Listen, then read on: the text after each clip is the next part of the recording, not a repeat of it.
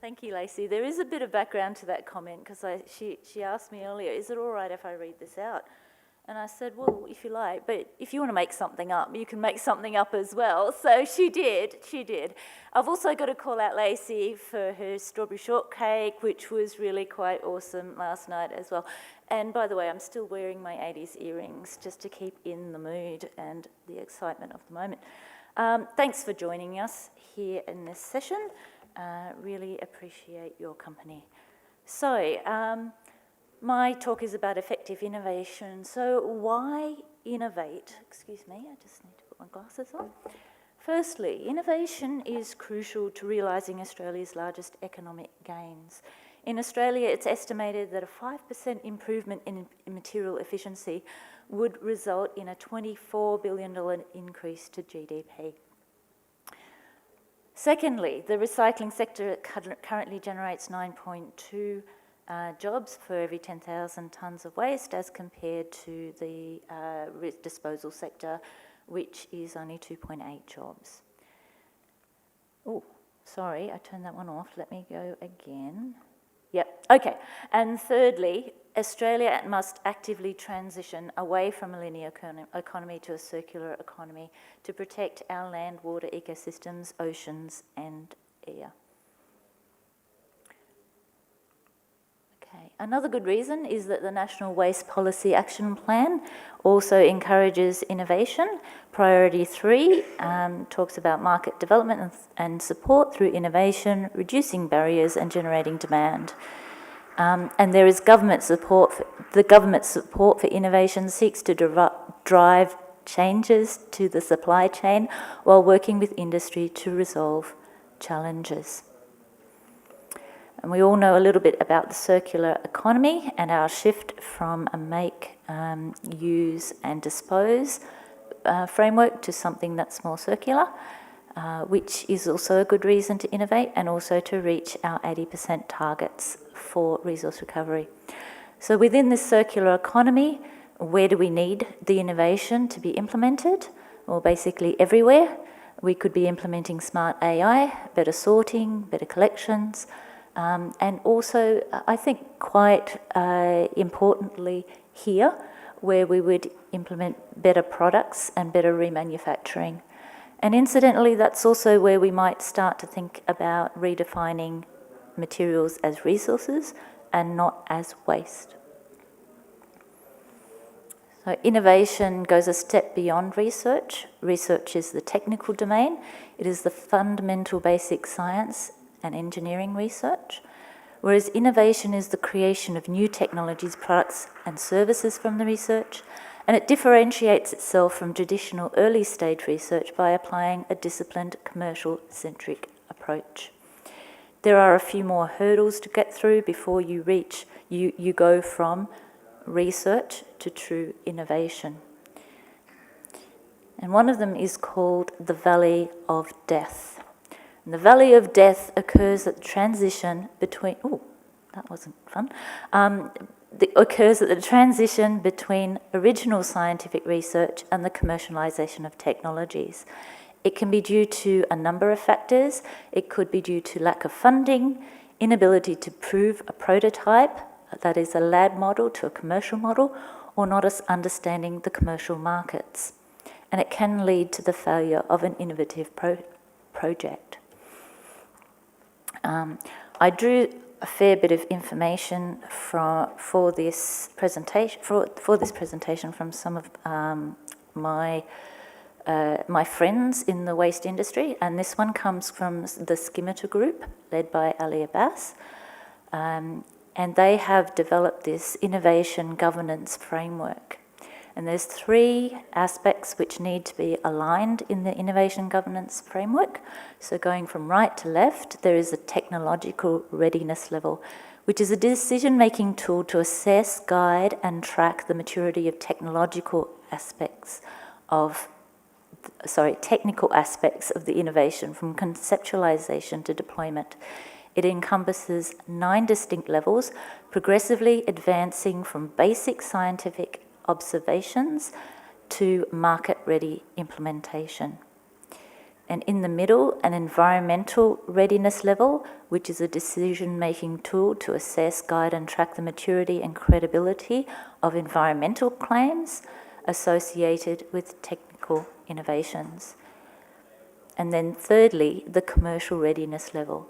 And the commercial readiness level is sometimes overlooked in the development of technology.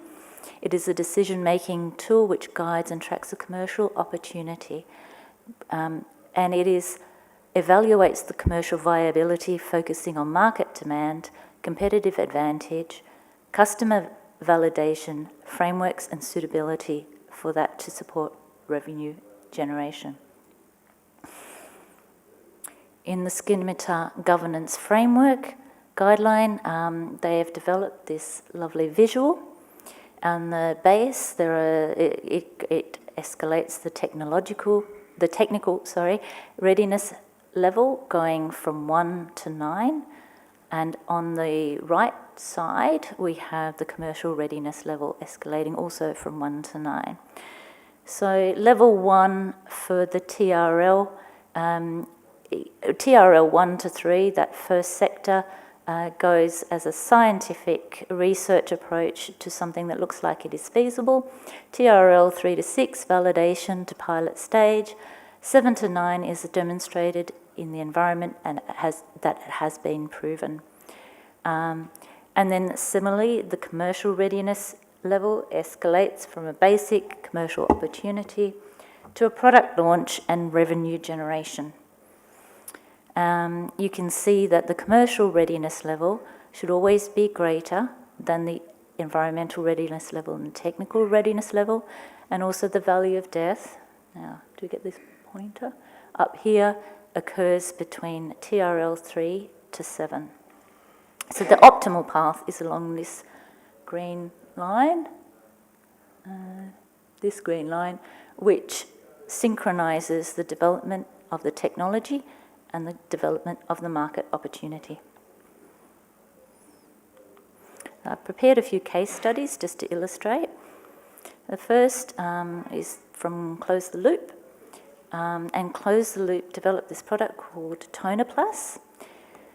Tonerplus is a high-performance additive to asphalt made from recycled plastics.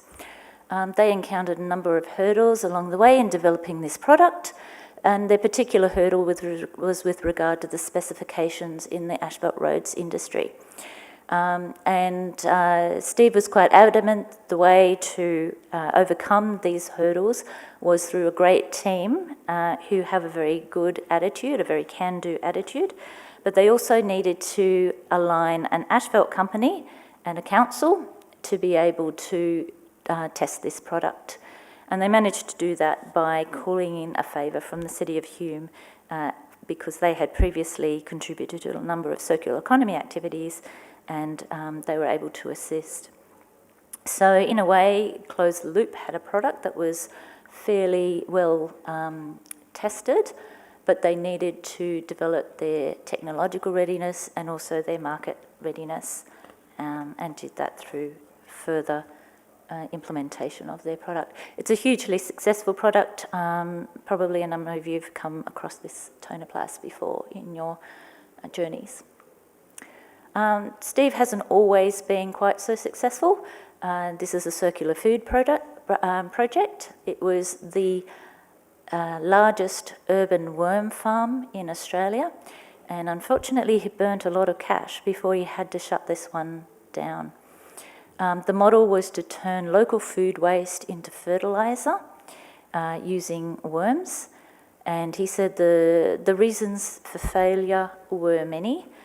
Some of them were, as Jodie mentioned, in regard to making the right environment for the worms to live in and providing them with the ideal conditions and the right food. But he also lamented a lack of markets for the high-quality microbe-based and clean, healthy fertiliser as compared to something like sea salt, which has already an entrenched market and economies of scale. So what would Steve have done differently? He would have done more research into the biology of the fertiliser products.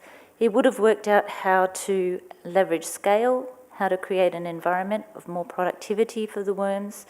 He would have secured written commitments from partners like local government, local cafes, restaurants, etc.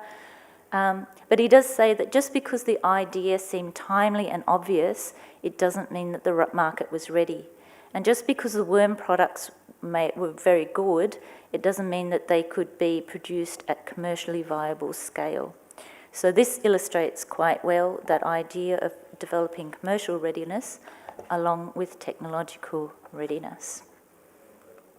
My third case study is from IQ Renew, and they developed the plastic bin in the bag, but also they started working in 2019 with Nestle to find a solution for the complex nature of different polymer types.